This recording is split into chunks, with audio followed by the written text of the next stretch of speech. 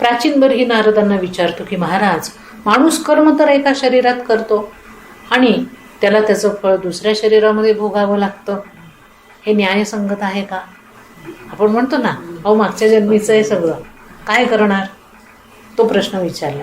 त्यावर नारदजी म्हणतात की कर्म स्थूल शरीराने होत नाही, कर्म लिंग शरीराने होतं.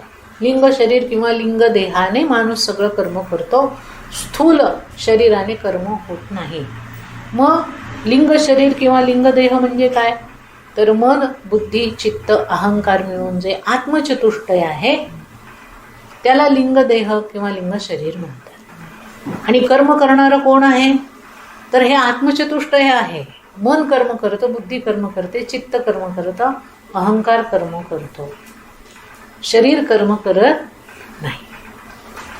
आणि म्हणून जोपर्यंत लिंग शरीराचा भ्रम मिटत नाही आणि आपल्या अद्वितीयतेचा, पूर्णतेचा, परमात्म्याचा बोध लिंग देहाला होत नाही, तोपर्यंत माणूस बंधनांमध्ये बांधलेला असतो.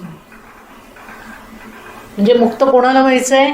तर मन, बुद्धी, चित्त, अहंकाराला व्हायचंय.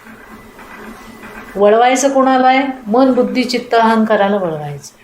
ज्ञानप्राप्ती कोणाला करून द्यायची आहे? मन, बुद्धी, चित्त, अहंकाराला प्राप्त करून द्यायची आहे. आणि ती जेव्हा होते त्यावेळेला मात्र सर्व प्रकारची बंधनं माणसाची गळून पडतात. म्हणून यातून बाहेर येण्याचा मार्ग म्हणजे महात्म्या लोकांचा संग. जे महात्मे लोक आहेत, संत आहेत, साधू आहेत, सत्पुरुष आहेत, ऋषीमुनी आहेत, सद्गुरू आहेत, त्यांचा संग हाच आपल्याला केवळ या सगळ्या बंधनातून मुक्त करणारा आहे.